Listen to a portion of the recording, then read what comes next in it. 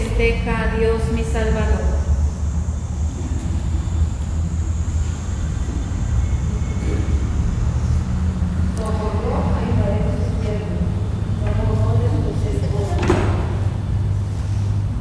Porque quiso mirar la condición humilde de su esclava. Dichosas todas las generaciones, porque ha llegado en mí cosas grandes el poderoso.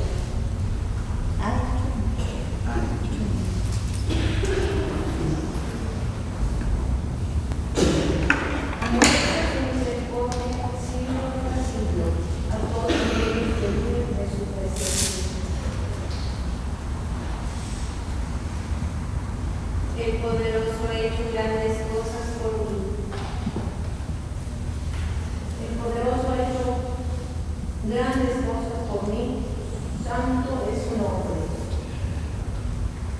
Leeré algunos del Zoom. El Señor es grande. Clama mi alma la grandeza del Señor, porque se fijó en su humilde esclava. Mi alma glorifica al Señor, porque ha hecho maravillas en su esclava. El poderoso ha hecho cosas grandes por mí, santo es su nombre, muestra su misericordia siglo tras siglo. Gloria al Padre, y al Hijo, y al Espíritu Santo, como era en el principio, ahora y siempre, por los siglos de los siglos. Amén. Muy bien, pueden tomar asiento.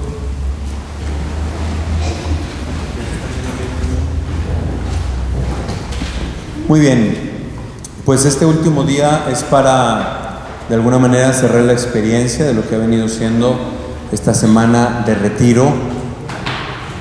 Confiamos en que el Señor ha actuado poderosamente en nuestra vida y quizá ya podremos ir dando testimonio de que muchas de estas heridas están siendo sanadas.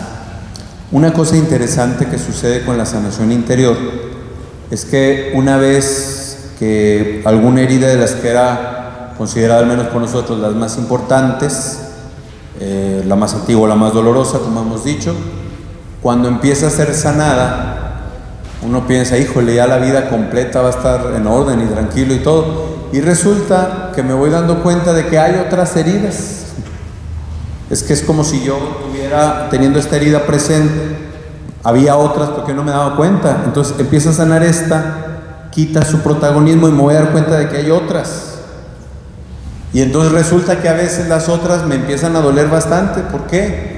Pues porque como yo las había ignorado, las había hecho a un lado, no tenían trascendencia, pero ahora que ya me topo directamente con ellas, pues ya empiezan a doler, ¿no? No digo que tenga que pasar, pero puede pasar. ¿Y por qué hago este tipo de advertencia de que puede pasar? Para no decepcionarnos, ¿verdad? Para no decepcionarnos. Estábamos en Costa Rica en el Proyecto Timoteo y di un taller más breve de sanación interior. Y luego ya algunas personas buscaban platicar conmigo y una de ellas me dice, padre, yo era muy feliz durante 20 años hasta anoche por su culpa. Porque yo pensaba que todo estaba bien, 20 años llevo diciendo que todo está bien. Si mal no recuerdo había sido un divorcio el que ella había enfrentado. 20 años diciendo que todo está bien y resulta que me topo con que no. Y entonces parece retroceso. De hecho, por ejemplo, el cambio o el paso de la negación al enojo sabe a retroceso. No sé, muere un ser querido, no, todo está bien, me siento muy bien y que no sé qué tanto. Eso viene por la negación, pero una vez que pasa la negación y me empieza a doler y me empiezo a enojar, a uno le parece, oye, pero si yo estaba tan bien, entonces no sé cuántos pasos eché para atrás. No, en realidad hiciste pasos para adelante, rumbo a la curación, porque el darte la oportunidad de que te duela ya es verdaderamente un avance. ¿Queda claro esto? Entonces, por si alguien tenía la expectativa que terminando este retiro esta semana ya iba a salir totalmente ajustado, pues no. Es un paso cada vez, es un paso. Decíamos el primer día, ¿qué es lo que te ofrece este retiro? Te enseña a sufrir en el mejor de los sentidos, porque sufrimiento todos tenemos. Entonces, ¿qué es lo que te da? Punto de referencia. Por lo menos, si me pasa algo muy difícil y digo que estoy bien, pues ya sé que estoy en la negación. Y ya sé que más adelante me voy a sentir mal. Y entonces no me siento desesperado cuando me sienta mal. Y ya sé por dónde es el camino, ¿me entiende?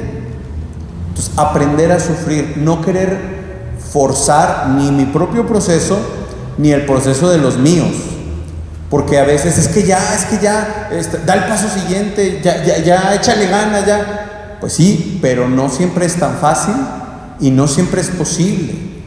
Y entonces, el permitirme acoger mis propias fragilidades, mi propia debilidad y la de los míos es fundamental. Esto que hablábamos de reconciliarnos con la propia realidad. Por ejemplo, hay muchos procesos de duelo a lo largo de la vida que no hacemos conciencia, como cuando la juventud se va yendo o se va acumulando, pero demasiado, ¿verdad?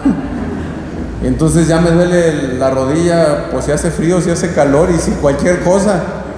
Ya no tengo la misma celeridad para hacer las cosas rápido, ya no de repente se me confunde la mente. Eso es un duelo. Y entonces, si la señora se tardaba en sus mejores años 2 horas en tener toda la casa limpia y reluciente, pero ya pasaron 40 años, pues ya se va a tardar más. Y entonces, y a lo mejor llegará el día en el que tenga que hacer un día la mitad de la casa y el otro día la otra mitad de la casa. Y eso puede ser muy frustrante. No digo que no hagan el quehacer para que no agarren pretextos, ¿verdad? Dijo el padre Vicente, sino reconciliarse con la realidad. Reconciliarse con la realidad. Porque luego nos empezamos a asfixiar porque algo está ahí, algo que en mi imaginación no debería de estar, pero ya está. Entonces, irme reconciliando cuando venga la enfermedad, cuando venga la dificultad. Una vez tuvimos una reunión de sacerdotes y me tocó estar con puro sacerdote mayor. Y platicábamos cuál era nuestro sentir, así como a nivel muy humano y en la visión espiritual. Uno de los mayores que ha estado enfermo con cierta frecuencia en los últimos años, no de los más mayores, pero sí ya de cierta edad, dijo una frase de esas para el Face, ¿verdad? Dijo, yo estaba acostumbrado a servir a Dios desde mis fortalezas, hoy lo tengo que servir desde mis debilidades revestidas de esperanza.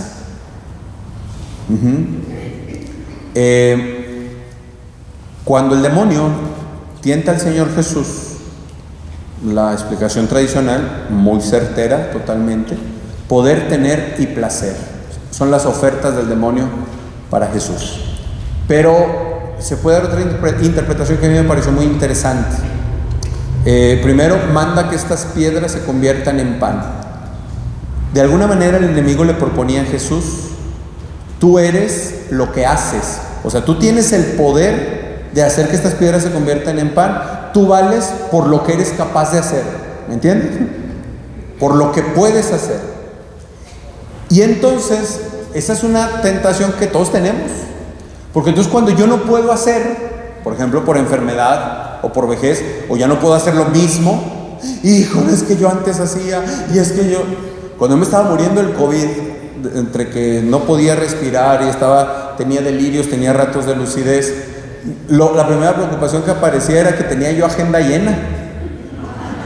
Híjole, es que tenía un retiro que iba a transmitir no sé qué, y es que tenía, no podía ni respirar.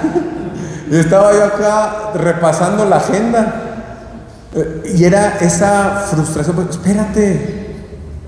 Yo siento en ese momento que el Señor me habla a mi corazón, me dice, no te preocupes por ser, no te preocupes por hacer, que te baste ser. Yo ya soy. ¿Y qué soy? ¿Por qué Jesús pudo resistir a las propuestas del enemigo? Porque su identidad ya estaba clarísima y queda manifiesta en el bautismo, que es lo que sucede antes de las tentaciones, donde el Padre le dice, tú eres mi Hijo amado, en quien me complazco. Tú eres mi Hijo amado, en quien me complazco. Entonces, ¿dónde radicaba la identidad de Jesús? En el ser Hijo amado. Lo demás es lo de menos. En algún momento, en mi enfermedad que estaba por morir, siento ya no solo a nivel físico, sino a nivel espiritual, que estaba al borde, ya así por llegar al último instante de la vida. Eso fue una experiencia más espiritual que física. Y yo le digo al Señor, híjole Señor, qué pena me da presentarme así delante de ti sin nada. Y yo me había confesado unos días antes de caer con la insuficiencia respiratoria. Yo me da mucha pena presentarme así. Yo quisiera hacer más cosas por ti, tener algo de decir, mira Señor, esto lo he hecho por ti. Y me dice otra vez el Señor en mi corazón, no te preocupes por merecer, déjame amarte. Y yo, pues, ¿cómo?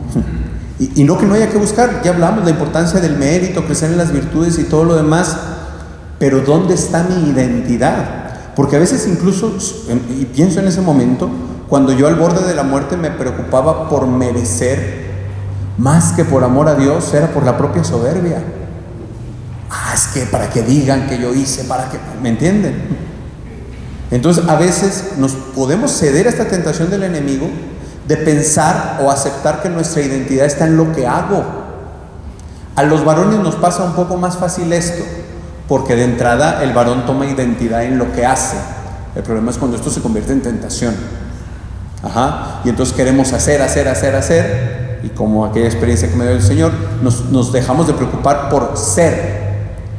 Aquí hay un principio filosófico interesante que dice, del ser sigue el obrar. Es primero el ser y luego el obrar. Y si el obrar no es conforme al ser, el ser termina dañado. ¿Qué quiero decir con esto, por ejemplo? Esto es un celular y vamos a suponer que esto fuera de madera y trae un clavo de fuera. Y yo digo, pues está el clavo fuera, déjame meter el clavo. ¿Qué es esto? Supongamos que fuera de los teléfonos de antes que nomás eran para llamar y ya. Es un teléfono, ¿para qué sirve? Para hacer llamadas, punto. No, es que yo lo quiero usar como martillo. Al usarlo como martillo, este obrar sería correspondiente a su ser. ¿Qué le va a pasar? ¿Por qué? Porque está hecho para llamar y ya, ¿me entiende? En este sentido, porque es lo que voy a extender un poco más en un momento. En la familia se nos olvida el ser. ¿Qué es el ser del matrimonio? De la relación entre el matrimonio. Ahorita lo voy a profundizar más, pero de entrada, amar. Pero amar de a de veras, no sentir enamoramiento. No, amar. ¿Y qué es amar? Desear y procurar el bien del otro. Desear y procurar el bien del otro. Yo puedo estar encabritado contigo porque discutimos y lo que sea, pero te amo, y porque te amo deseo y procuro tu bien. Y entonces, aunque yo esté muy enojado, eso no significa que esté impedido para amar, ¿me entienden? Una vez estando yo en el seminario, me había enojado mucho con el Señor Jesús, no me acuerdo ni por qué, pero estaba muy enojado. Entonces voy a la capilla, me pongo de rodillas y le digo, mira, estoy tan enojado que ni ganas tengo de hacer oración. Ya estaba orando el bruto de yo, estoy tan enojado que no tengo ni ganas de hacer oración, pero te amo, y porque te amo voy a permanecer aquí. No me dirijas la palabra, pero voy a permanecer aquí. Entonces no importa que yo esté enojado, esto no es incompatible con el amor, porque son cosas diferentes. Una cosa son las tripas, el enojo, la tristeza, la alegría, y otra cosa la voluntad, el superpoder que Dios me ha dado. ¿Queda claro? Entonces, no tomes tu identidad en lo que haces, sino en lo que eres. Bueno, cuando el matrimonio descuida que su ser está en el amor, desear y procurar tu bien, ¿qué pasa? Que hay muchas funciones que brotan de la vida matrimonial que se tienen que hacer, y la gran mayoría de los matrimonios, lamentablemente, algunos muy temprano, otros más tarde, comienzan a viajar en piloto automático en su vida matrimonial. Ya no hay novedad, ya no hay diálogo, ya no hay proyectos, ya no hay inquietud, ya no hay propuesta, sino que cada uno cumple con sus deberes, pero muchos se olvidan de edificar en el amor. ¿Me entienden? Y a veces los diálogos matrimoniales parecen más informe de gobierno que experiencia de amor. ¿Qué hiciste? Hice esto, esto y esto y esto y esto. ¿Y tú? Yo esto. Porque el hombre es bien parco, ¿verdad? ¿Cómo te fue? Bien. Y ya, se acabó su conversación diaria en general, ¿no? Pero la pregunta es, ¿y se está edificando en el amor? Si no se está edificando en el amor, pueden estar cumpliendo todos sus deberes, todos sus obrares, pero el ser se está dañando porque está abandonado. ¿Me entienden? En la relación con los hijos, lo mismo. ¿Cuál es el principio de la obligación que como padres tenemos con los hijos? Edificar en el amor. Sí tengo que educar, sí tengo que ser autoridad, tengo que llamar la atención, tengo que darle los bienes necesarios, el vestido, el sustento, etcétera. Sí, pero eso no es el ser. El ser íntimo de mi ser padre, madre, está en el amar, edificar en el amor. ¿Me entienden? Hacían esa narración de aquel niño que le preguntó a su papá, ¿cuánto te pagan por una hora de trabajo? 300 pesos, ok. Mamá, ¿me das 300 pesos? Sí. Papá, ¿puedo pasar una hora contigo? Qué duro, porque nos ha pasado. Porque aunque en la teoría no, y a lo mejor en el corazón tampoco, en la práctica empezamos a desplazar a los hijos. Y entonces un hijo que no se siente identificado va a buscar fundamentos falsos para rellenar aquella identidad que en papá y en mamá no encuentra. Entonces, bueno, mi identidad no está en lo que hago. Tú eres lo que haces, tú eres lo que haces. No, es algo más. Como cristianos, ¿dónde está mi identidad? Al igual que Jesucristo, en el ser hijo amado del Padre.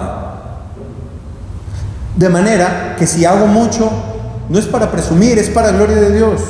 Y si en algún momento no puedo hacer por cualquier limitante, sigo siendo digno de ser amado y sigo siendo valioso.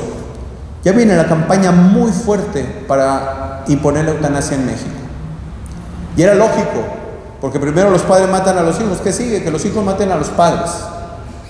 Lo mismo que se ha hecho con el aborto, con ideología de género, se acude al sentimiento y no a argumentos de razón y científicos. Es que pobrecito, está sufriendo. ¿Cómo? Mejor lo matamos. Ese es el argumento para el aborto. Ya ahorita no importa si es persona o no, si siente o no, pero lo vas a traer a sufrir para que sea niño pobre o para que lo violen, mejor mátalo. Ese es el argumento. Con los ancianos y los enfermos lo mismo, o con quien ya no quiera vivir.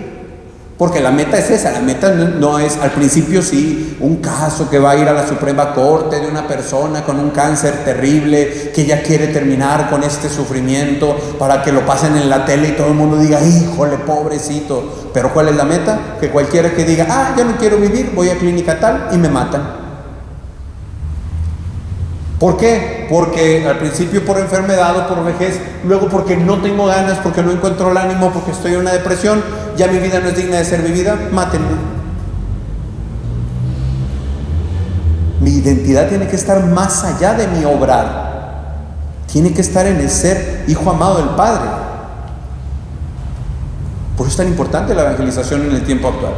Segunda tentación que el enemigo le propone a Jesús: aviéntate. De aquí lo lleva a la orilla del templo, tiene un alerón hacia el templo.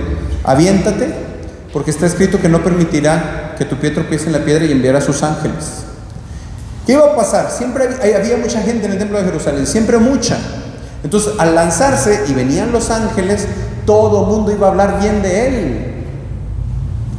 Es el que levantaron los ángeles allá en el templo. Siguiente propuesta de la tentación del enemigo: tú eres lo que los demás dicen de ti. ¿Cómo nos pasa? ¿Cómo nos pasa? Cuidamos no la buena fama, no, sino la fama. Por ejemplo, pensando en los varones, que es más frecuente, aunque no es exclusivo. Un varón que fuma o se alcoholiza o se droga. La gran mayoría iniciaron en la adolescencia como un reto contra su identidad. Tómale, fúmale, o no eres hombre. Porque si tú no tomas, si tú no fumas, si tú no te metes esta droga, si tú no te acuestas con tal chica, si tú no lo que sea, nosotros vamos a decir que tú no eres hombre. Entonces mi identidad radica en lo que los demás dicen de mí. Y nos puede pasar. Por eso en algunos de los temas decíamos que a todo le dices que sí. El que a todo le dice que sí está dependiendo del qué dirán. Y no significa que yo tenga que ir en contra de todos, no, sino que mi verdadera preocupación va a estar en hacer la voluntad de Dios. Y hacer la voluntad de Dios, quienes estén en el canal les va a agradar, y quienes estén en contra se van a venir en contra. Y el Señor Jesús dijo: no piensen que he venido a traer paz a la tierra. No he venido a traer paz sino espada. esa cita como que nos la brincamos. Y en la casa estarán, de 5 que hay, estarán 3 contra 2 y 2 contra 3, el hijo contra la madre, el padre contra el hijo, etcétera. La suegra contra la nuera, es bíblico. La nuera contra la suegra, viene la otra también. ¿Por qué? Porque es que la verdad es absoluta, y si yo quiero vivir en la verdad, los que estén en contra, los que se dejan guiar arrastrar por la corriente, pues se van a incomodar. Viene el Antiguo Testamento, es que odiamos al justo porque su vida nos cuestiona. Porque hay una promoción del pecado en todos los medios de manera tan terrible, para que todo el mundo se deje arrastrar y entonces el incómodo sea el que quiere ir en contra del pecado. Ahorita hay un escándalo por una marca muy elegante de ropa, Balenciaga, que solamente los súper ricos se pueden comprar una prenda, una bolsa, un lo que sea de esta marca. Y sacaron hace una semana una publicidad que de alguna manera defiende el abuso sexual de menores. Niños, algunos en posturas más o menos eróticas, otros no, con ositos de peluche, vestidos de tal manera que dan a entender ciertas prácticas sexuales en el osito de peluche. Esta marca súper famosa, todo rico, todo artista famosísimo, muchos de los deportistas tienen prendas de esta. Se advirtió que la ideología de género, esto yo me percibo como hombre, yo me percibo como mujer, tiene como meta la pedofilia. ¿Por qué? Por ejemplo, hay un caso, si mal no recuerdo, es en Canadá, de un tipo de 56 años, casado con hijos, que amaneció sintiéndose una niña de 6 años. Entonces, como el gobierno de Canadá todo esto lo reconoce, va por su identidad de niña de 6 años, y entonces ya no tiene deberes para con sus hijos ni con su esposa, y encontró quien la adoptara. Una pareja de lesbianas, si mal no recuerdo. Y va al colegio, ya no va al trabajo porque es niña de 6 años. ¿Nos choca? Bueno, pero a nuestros hijos ya los están formando para que esto no les choque. Para que digan, es que es un derecho, es que cada uno. Y así como hay transexual, hay transedad, como este fulano. Y entonces, ¿qué pasa? No es el caso, pero ¿qué pasa si este ex fulano de 56, ahora niña de 6, quiere estar con un noviecito de 8? ¿Qué le impediría? Si el gobierno le está reconociendo y está obligando a todos a que digan que es de lo más natural. ¿Entienden hacia dónde vamos? Por eso hay que levantar la voz. Y les insistía que los laicos, su participación es en el mundo. No pueden estar ajenos, aplastados frente al Netflix, no vamos a hacer nada. Ustedes tienen que levantar la voz ante el gobierno, porque esto es lo que está ya en el Congreso con lo de igualdad sustantiva. Así eso se quiere llegar. Entonces, bueno, no tomo identidad, no debo tomar identidad en lo que los demás dicen de mí, porque habrá quien hable mal y habrá quien hable bien, pero yo no voy a depender de eso. ¿Qué pasa si hablan bien de mí los que hacen el mal? Si en una oración de liberación el demonio me dice, te odio, le digo, pues qué padre, ¿no? Qué feo que me quisiera. Ay, sí me daría pendiente, ¿no? Hay que hacer la contra a lo que es contrario a la voluntad de Dios y sin miedo.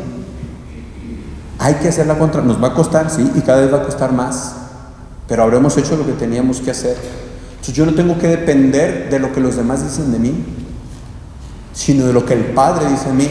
Tú eres mi hijo amado, en ti tengo mis complacencias. Yo no soy lo que los demás dicen de mí. Aguas, porque perdemos la identidad. Luego se lleva el demonio al Señor Jesús a lo alto de una montaña y le muestra todos los reinos de la tierra. Todo esto será tuyo si te postras y me adoras. Tú eres lo que tienes. Tú eres lo que tienes. Tu identidad está en lo que tienes. Yo por una etapa del seminario me vino la obsesión de comprarme un iPhone. Pues ni dinero tenía, pues no trabajaba, ¿de dónde iba a sacar? Y durante unos 6 meses, como unas 4 veces fui a la tienda de teléfonos, ¿y cuánto cuesta? Y a ver si lo completo, y a ver si no sé qué. Y se volvió una obsesión, tanto que me esclavizó un iPhone que nunca tuve en mis manos. A ese absurdo llegué. Cuando dice el Señor, es más fácil que entre el camello por el ojo de una aguja a que el rico entré en el reino de los cielos, no se refiere solo a los que objetivamente tienen más posesiones. Porque a mí me puede esclavizar hasta, no sé, una medalla, cualquier cosa. No, es que eso no, porque dejo mi identidad en lo que tengo. Entonces, ante estas propuestas que el enemigo da, ¿cuál es la solución de libertad? Mi identidad está en el ser hijo de Dios. ¿Y por qué lo hablo de esto, hermanos? Porque qué bueno que estamos teniendo esta oportunidad de un encuentro de sanación interior a lo largo de esta semana. Es magnífico, pero qué mejor sería no tener nuevas heridas innecesarias. No nos podemos proponer eliminar de manera absoluta el sufrimiento en nuestra vida. La realidad es que el sufrimiento por el pecado original forma parte de este modo de existencia y nos va a acompañar. Es una realidad. Si no por muerte de alguien, por el acercamiento a mi propia muerte, por enfermedad, es normal que haya sufrimiento. Una carta muy bella de Juan Pablo II, Salvifici Doloris, el dolor salvador, o el dolor que salva, que este sentido cristiano del dolor. Ok, pero muchas de las heridas que tenemos no se hubiesen producido si nuestra visión de la vida fuera más sana y más equilibrada, como esto que acabo de decir. No eres lo que haces, no eres lo que los demás dicen de ti, no eres lo que tienes. Eres hijo amado de Dios. Y entonces viene una dificultad, viene una crisis, viene un momento difícil. Yo soy más, en el nombre del Señor, soy más que esta crisis. E incluso, aunque venga la muerte, que la muerte no es un alguien, es un algo, eso tiene que quedar clarísimo. La muerte no es un ser, no es una tontería. Quien le da culto a la muerte le da culto a la nada. Se cuela el chamuco ahí, pero en sí la muerte no es un ser. Padre, es que vio mi mamá está muy agonizando y vio la muerte que venía. La muerte no existe, no es un ser, es simplemente separación de alma y cuerpo, punto. Un paso de esta vida a la otra y ya. Bueno, entonces, incluso la muerte es nada comparada con la gloria futura que nos espera en Cristo Jesús, para siempre en el cielo. Tenemos que recuperar como cristianos esta visión de eternidad. Esta vida pasa, es efímera, es nada. La apariencia de este mundo, le llama San Pablo, pasa. La apariencia de este mundo pasa. Lo que quieras. Entonces, si yo estoy fundamentado en Dios, esas cosas que pasan no me van a dañar, porque dice el Señor Jesús, donde está tu tesoro, ahí está tu corazón. Si yo deposito mi corazón como mi tesoro en algo que pasa, pues se ve creando una tensión y un desgarre que me lastima. ¿Me entiende? ¿Por qué? Porque mi corazón está depositado en ello. Esto no quiere decir que no tengamos metas, que no tengamos ilusiones, que no tengamos proyectos. Claro que sí, pero incluso como cristianos, toda meta, todo proyecto, todo anhelo ha de proponerse como meta última el cielo. Incluso una empresa, un proyecto, ok, pero todo esto para mi bien y el de los demás.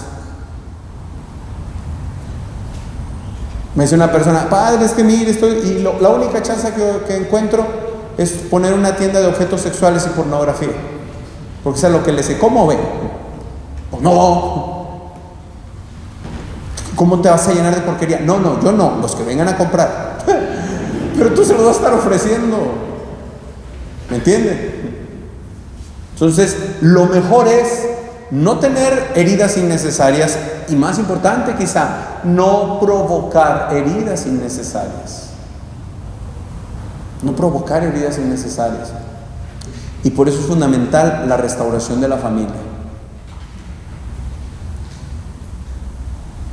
No importa que lleve 30 o 40 años de casados, puede restaurar su matrimonio. No importa que sus hijos ya sean viejos, puede restaurar la relación con ellos. Qué mejor que evitar nuevos sufrimientos y sobre todo sufrimientos innecesarios. Habrá otros que tienen que venir, pues ni modo. Pero tanto mi actitud del no dejarme herir por una tontería, como yo no herir por una tontería. Eso es fundamental, ¿no? Entonces, ¿el matrimonio para qué es? Es porque quiero estar contigo, solo contigo, para toda la vida, para formar una familia. Ese es en esencia lo que significa relación matrimonial. Quiero estar contigo, solo contigo, para toda la vida, formar una familia. Si estoy en un noviazgo, pero en el noviazgo no están estos 4 propósitos, ese noviazgo es inútil. Por eso un adolescente no debe tener noviazgos, no está listo. ¿Por qué? Porque no está listo para el quiero estar contigo, solo contigo, para toda la vida y formar una familia. Que haya atracción es natural, que quiera estar con alguien que le acepta, que le ama, que está bien, es natural, pero no conviene. Por eso no son las tripas, sino la inteligencia, la que con la voluntad debe definir. Ojo con eso, porque se fijan que normalmente el papá se molesta si la muchachita adolescente quiere iniciar un noviazgo, y normalmente es la mamá la que anda alcahueteando. No, eso tiene un orden natural que no me voy a dedicar. Ya un día que dé retiro de matrimonios y educación de los hijos, profundizaré eso, pero eso tiene un sentido. ¿Por qué? Porque el adolescente no está listo para el contigo, solo contigo, para toda la vida, para formar una familia. Es que nos gustamos mucho, ya unos jóvenes más grandes nos gustamos mucho, sentimos atracción, queremos. Ok, pero ¿estas condiciones están o no? Y si no están, pues ni te metas. Un daño tremendo que ha venido para los matrimonios son los anticonceptivos. Son el punto fundamental de quiebre de la identidad del matrimonio. ¿Por qué? Todos los anticonceptivos son pecaminosos, todos. ¿Por qué? Primero, así inmediatamente, porque desvincula el acto sexual y así el matrimonio. Tiene dos fines, que es un único fin con 2 aspectos: unitivo y procreativo. El hacernos uno en el amor, en el espíritu y en la carne, porque los dos serán una sola carne, pero ser fecundos para dar vida.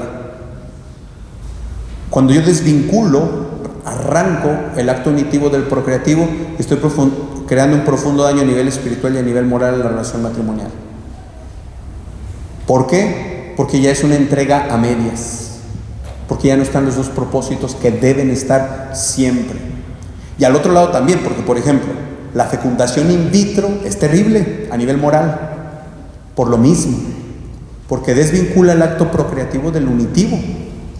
Se quiere procrear al margen de la unión íntima de los esposos. Y hay otras agravantes en la fecundación in vitro. Por ejemplo, se fecundan de 8 a 12 óvulos. De estos 8 a 12 embriones se escogen los mejores. Eso quiere decir que hay otros que son peores. Estoy faltando a la dignidad humana de cada uno de esos embriones que son seres humanos ya. Estoy faltando a la dignidad de ellos. Y estos 3 o 4 que implanto, y los otros o los desecho o los congelo, que en último término es lo mismo. Es tan grave como el aborto. Yo me pregunto, ¿y quienes han concebido un hijo por fecundación in vitro tienen conciencia de que tienen por lo menos 8 hijos congelados? Hijos dignos de ser amados. Ya hablamos, no soy lo que hago, no soy lo que tengo, no soy lo que los demás dicen de mí, soy amado. Vuelvo a los anticonceptivos. Producen un daño tremendo. De alguna manera producen un daño tremendo. Por ejemplo, las hormonas, todas, pastillas, inyección, implante, todas pueden propiciar ciertos cánceres, ciertos eventos vasculares cerebrales, un desorden hormonal en la mujer que luego es muy difícil de rectificar. Y de eso poco o nada se habla. Poco o nada se habla. Ya se da por automático. Hace 40 años las mujeres se preguntaban si se podía o no usar la pastilla. Hoy nadie cuestiona, pero tampoco nadie cuestiona los efectos nocivos que esto tiene. Otro ejemplo. Imagínense que yo tuviera un trastorno que por alguna razón odio la mano izquierda. Odio tener mano izquierda. Y entonces voy con un cirujano y le digo, ¿me puede amputar por favor la mano izquierda? ¿Me la amputa o no? Hoy, ¿sí o no? No, hoy no. Si yo voy a cualquier hospital aquí, ampúteme la mano izquierda, por favor. ¿Por qué no? Porque está sana. Ok, por ahí vamos. Si hubiera un tumor de cáncer en este hueso y la única manera, eso es diferente. Para preservar la vida podemos porque ya no es un órgano sano, etc. Entonces no cabe en la conciencia amputar un órgano sano. ¿Y por qué sí la vasectomía y la salpingoclasia? Que es amputar un órgano sano. O los hormonales, que son provocar una disfunción en un órgano sano. ¿Por qué sería moralmente aceptable? En cualquier caso, voy todavía más profundo. El condón arruinó la virilidad de nuestra cultura. ¿Por qué? Antes del preservativo, si yo iba a la intimidad con mi novia, sabía las consecuencias que ésta tenía y de alguna manera las asumía.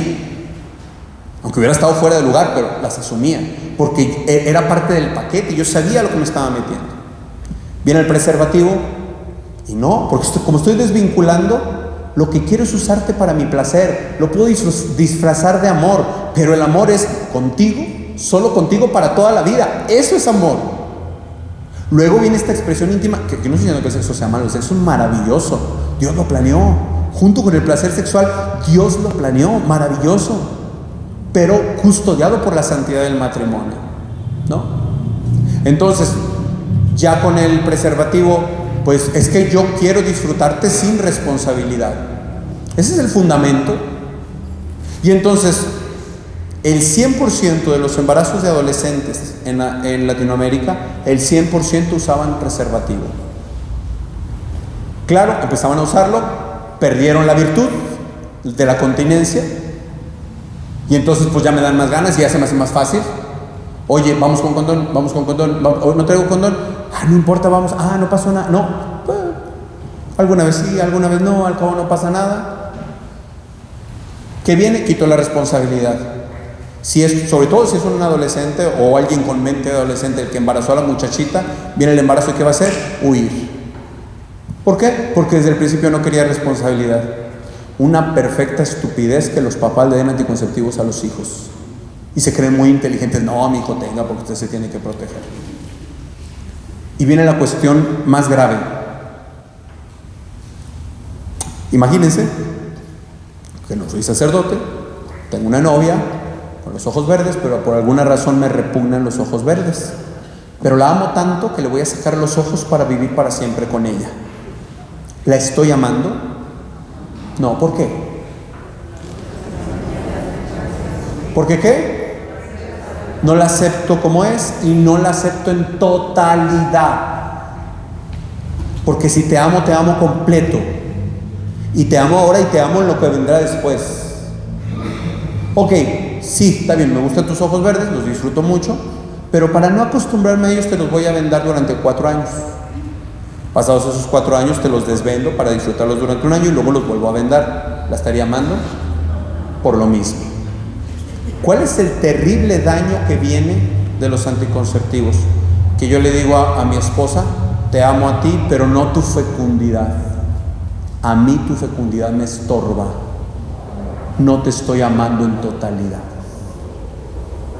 Hay argumentos re bonitos, ¿no? Es que para darnos una oportunidad, para disfrutarnos. No. Contigo, solo contigo, para toda la vida y formar una familia. Si no estás listo para esto, no estás listo para casarte.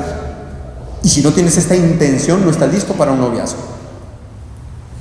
Es que yo me quiero casar, pero todavía... Entonces, si no quieres tener hijos, no estás listo para casarte, porque va en la misma situación. Si llega una pareja a la presentación matrimonial en una iglesia, ¿quiere tener hijos? No, o no todavía. Ese matrimonio no se puede realizar. Por la iglesia no. ¿Por qué? Porque estaría atentando contra los fines y las propiedades del matrimonio.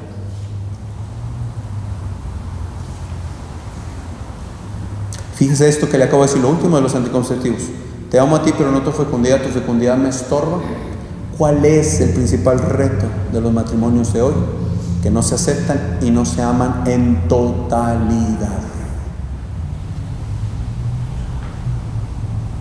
Y la mentalidad anticonceptivista tiene mucho que ver. Y sin anticonceptivos no hubiéramos llegado al aborto donde estamos ahora. ¿Y de dónde vienen los anticonceptivos para Latinoamérica? El gobierno de Estados Unidos, en 1973, si mal no recuerdo, elaboró un informe de seguridad nacional que se llama Informe Kissinger. Bueno, viene antes, en el siglo XVIII, un sacerdote anglicano protestante, un pastor protestante, elaboró una teoría que se llama Malthus y se le llama doctrina malthusiana, que dijo: los recursos naturales, alimentos, crecen aritméticamente, como una suma: 1 más 1, 2 más 1, 3 más 1, 4 más 1, 5. La población humana crece exponencialmente o algebraicamente. Entonces crece 2 por 2, 4 por 2, por 4, 8, por 8, 64, ¿me entienden? Y este pastor fue el que se inventó. Él dijo que para 1780 ya no iba a haber alimento en el mundo para toda la población. Esa es la doctrina malthusiana, que se la inventó por sus pistolas. No hay ningún fundamento para eso. La gran mayoría de los que estamos aquí nos mintieron el engaño de la explosión demográfica. ¿Se acuerdan cuando en primaria se hablaba de eso? Es que hay tanta población y tan pocos recursos que se tiene que reducir la población. Ahorita vuelvo de dónde viene esto. No es verdad. De hecho, en Europa, donde se ha tenido bastante avance de esto, incluso en Canadá, hay lo que se llama invierno demográfico. ¿Por qué Canadá tiene tan abiertas las puertas para que vengan migrantes? Porque como está el aborto, la ideología de género y esta cuestión anticonceptivista, se están quedando sin población. Y si no vienen migrantes, miles de migrantes por año a Canadá, en 10 años va a ser insostenible su economía.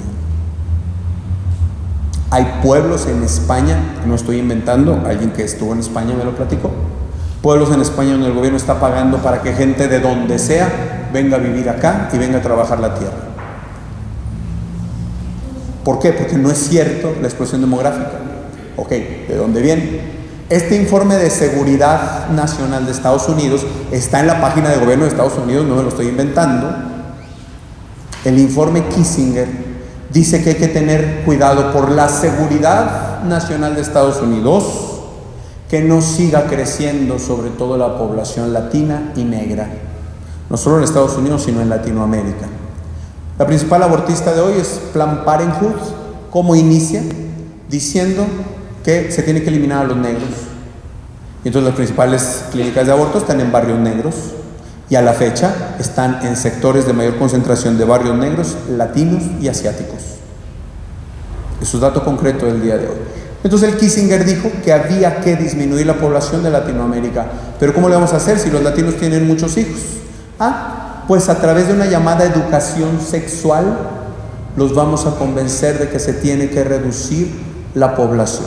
¿Dónde surgieron los programas de educación sexual? En Planned Parenthood, esta empresa abortista la más importante del mundo, y en la Universidad Johns Hopkins.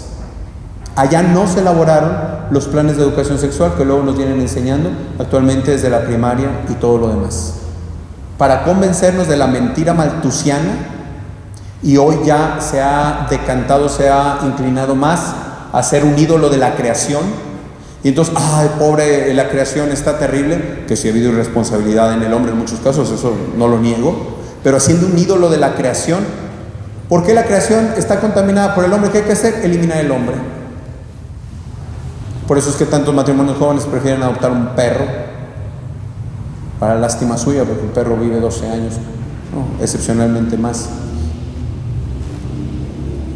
Y ahí viene el daño de la familia. Los gringos nos hicieron favor de meternos esta idea de los anticonceptivos por su seguridad nacional. Yo soy médico, como médico nos entrenaron ya con esta visión. A mí, siendo médico interno, nos ofrecían guardias como premio, o sea, no ir a una guardia en fin de semana al que más DIUs instalara. ¿Le interesa el Seguro Social, la salud? No, las metas. ¿Quién le pone las metas? La Organización de las Naciones Unidas y la Organización Mundial de la Salud. ¿Por qué? Porque son los que quieren reducir la población y son los que traen la Agenda 2030. La idea era que para 2015 el aborto estuviera, esto lo dice la misma ONU con esas conferencias internacionales de población, la idea era que se instalara el aborto en todo el mundo, estuviera despenalizado para 2015.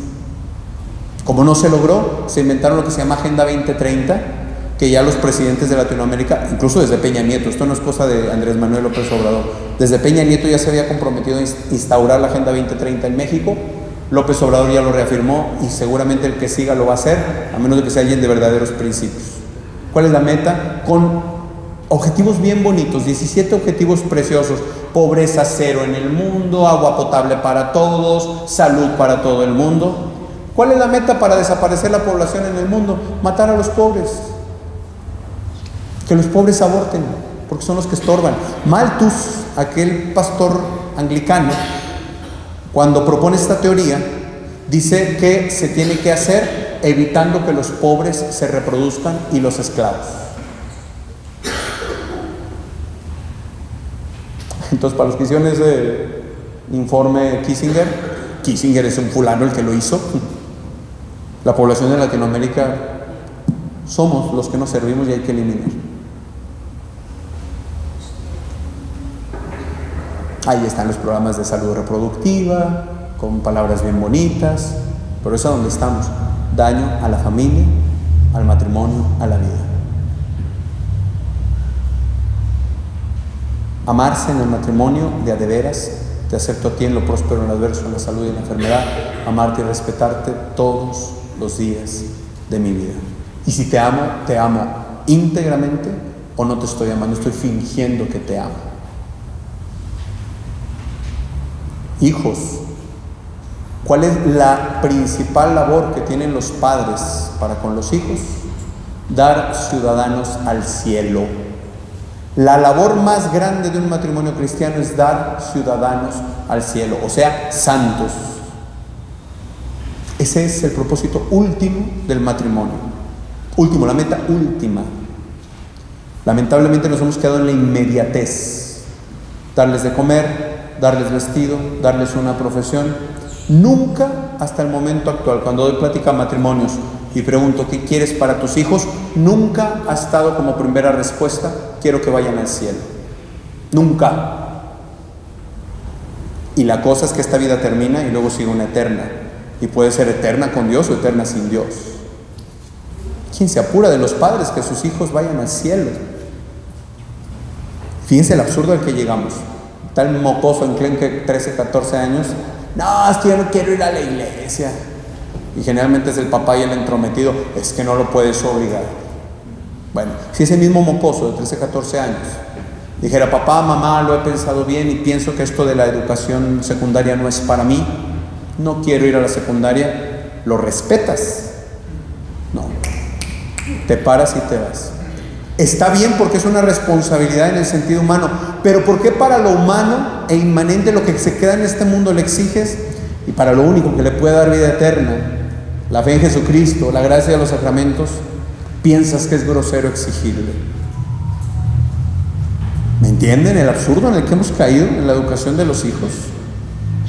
Hablo nada más un punto concreto de la autoridad. Bueno, algunos puntos concretos sobre la autoridad. El fundamento de la autoridad está en el amor. Desear y procurar el bien del otro. Pero también tiene que ser una experiencia afectiva, no solo efectiva, sino afectiva. Aquí se entran los sentimientos.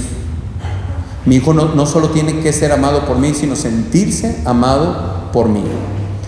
Cuando en el Salmo 23 dice la ovejita que está, porque es una oveja la que ora ahí, ¿verdad? El Señor es mi pastor, nada me falta.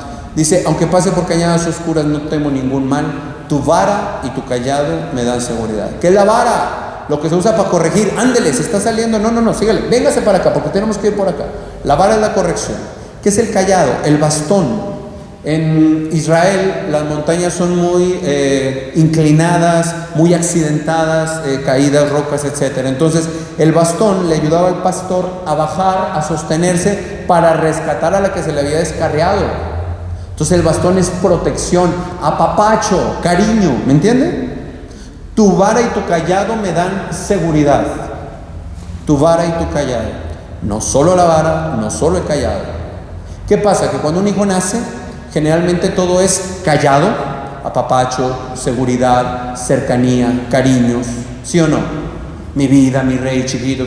Más tarde tiene que aparecer la corrección. Tiene que, porque es la manera en la que le voy a educar.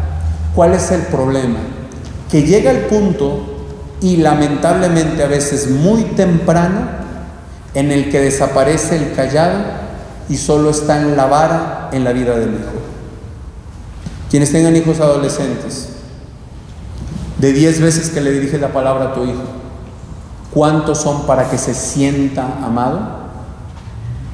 ¿Y cuántas para llamarle la atención? ¿Me entienden? Porque a veces, si mi hijo es adolescente o niño o joven, de 10 veces que le hablo, 8 o 9 son para regañarlo y una para mandarlo a la tienda.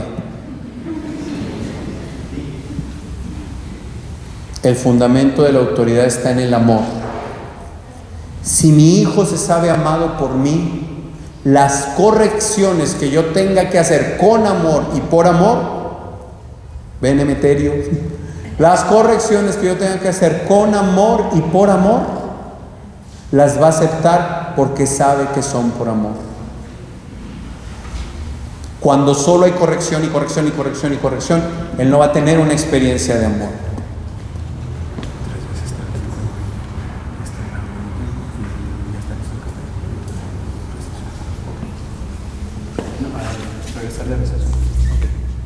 Ok, ya lo regañé.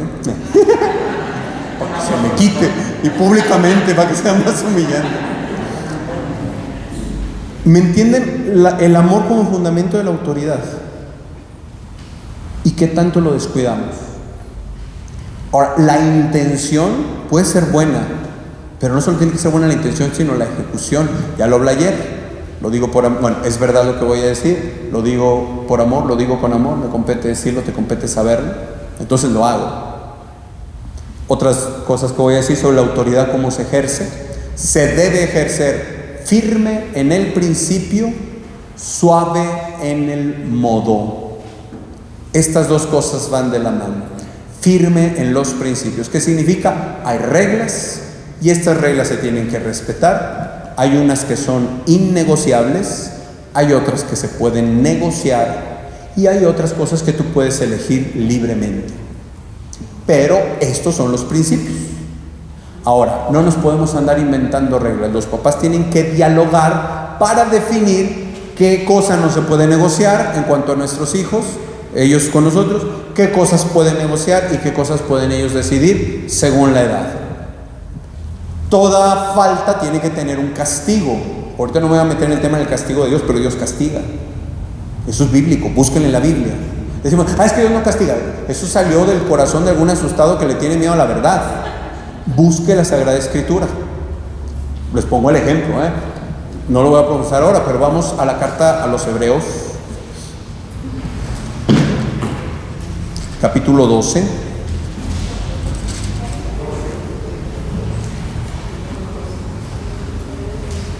Del verso 5 en delante. Lo voy a leer rápido. Es tan claro que no necesita explicación. Han echado en el olvido la exhortación que les dirigí como a hijos. Hijo mío, no menosprecies la corrección del Señor, ni te desanimes cuando te reprenda. Pues el Señor corrige a quien ama y azota a todos los hijos que reconoce. Corrige se puede traducir por castiga. Es lo mismo. Sigo leyendo. Es decir, sufren para corrección vuestra, pues Dios os trata como a hijos. ¿Conocen acaso algún hijo a quien su padre no corrija, no castigue? Insisto que la traducción más precisa aquí debe ser castigue. ¿Conocen a un padre que algún hijo a quien su padre no corrija? Y al revés, si se ahorra la corrección, que a todos toca, señal de que son bastardos y no hijos. Además, teníamos con nuestros padres terrestres que nos corregían y les respetábamos. ¿No nos someteremos mejor al Padre de los Espíritus para vivir? Eso que ellos nos corregían según sus luces y para poco tiempo, mas Él lo hace para provecho nuestro y para hacernos partícipes de su santidad. Cierto es que ninguna corrección es agradable cuando la recibimos, sino penosa, pero luego produce frutos apacibles de justicia a los que la experimentan con paciencia. Hasta ahí leo, palabra de Dios. Entonces, ¿tiene que haber castigo? Claro. Ahora, ¿cuál es el problema? Que nuestra experiencia de castigo, los que nosotros recibimos o los que nosotros damos, son tan pobres tan viscerales, tan injustos, tan necios, que esta forma de castigo, digo, es que Dios no puede, no, es que Dios es perfectísimo, incluso en el castigo. Ok, firme en el principio, debe ser. Las reglas son estas y se respetan. Suave en el modo, no tengo por qué gritarte, no tengo por qué humillarte, no tengo por qué hacerte sentir menos. Nunca tiene que estar en tela de juicio el amor que como hijo siempre vas a tener de papá y de mamá. Jamás ni en broma le debo decir a mi hijo, no te quiero. Jamás, jamás. Porque el amor de papá y de mamá van a ser para él el sostén de toda la vida. ¿Cuál es la experiencia más común de educación aquí en Latinoamérica? Al revés. Suave en el principio, demasiado firme en el modo. El hijo rompió la maceta de la cochera. ¿Por qué rompiste la maceta? Te vengo diciendo que ya nunca vas a salir a jugar. Eso fue el castigo. Muy firme en el modo.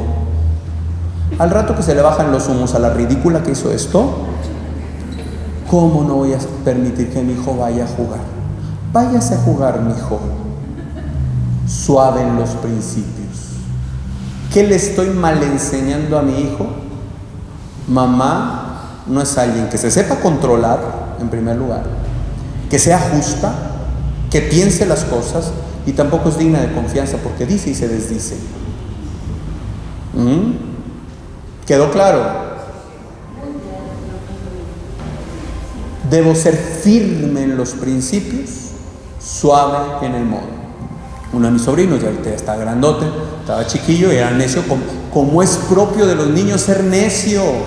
Es que es absurdo que yo tengo un niño de 3 años que hace un berrinche y luego los papás hacen un berrinche peor. Es lo propio de esta criatura que haga berrinches, pero él tiene que aprender porque ve a papá y a mamá que podemos estar serenos ante un berrinche de otro. Pero hace el niño berrinche y empieza la mamá, pero ¿cómo? Y el papá, ya te dije. Un berrinche peor que el del niño de 3 años, que él sí está en edad de hacer berrinches, no los adultos. Ok, este sobrino estaba chiquito y le digo, vamos a ir a tal lugar. No, no quiero. Te estoy diciendo que vamos a ir a tal lugar. No, ya te dije que no. Total que se tiró al suelo pataleando y gritando. Le dije, mire, mi hijo, haga lo que quiera, en 15 minutos nos vamos. Lo dejé pataleando y gritando. Me fui a mi cuarto a hacer unas cosas. Y cuando regresé estaba caído todavía en el suelo. ¿Y acabaste? Sí. Levántate y vámonos. Y ya. Pero esto los hijos lo tienen que entender porque papá es alguien digno de confianza, porque mamá es alguien digno de confianza. Y esto que estoy diciendo es fundamental. Por ejemplo, si dice el hijo, vamos a la feria, pa, vamos a la feria, pa, vamos a la feria, pa. Yo no tengo dinero ahora, en verdad no voy a tener manera de llevarlos a la feria. Vamos a la feria, vamos a pasearnos y vamos. No puedo, ok. ¿Qué digo para que ella se caiga? Ay, mañana vamos. Normalmente los hijos, y sobre todo en la infancia, creen en lo que papá y mamá dicen. Llega mañana y ellos tienen la expectativa, porque papá y mamá son alguien digno de confianza. Al día siguiente que empieza, dijiste que hoy íbamos a la feria, dijiste que hoy íbamos a la feria, dijiste que hoy íbamos a la feria. No, no vamos a ir. ¿Qué le estoy enseñando a mi hijo? Papá, mamá no son dignos de confianza. Un daño terrible que se le hace al caminar de los hijos.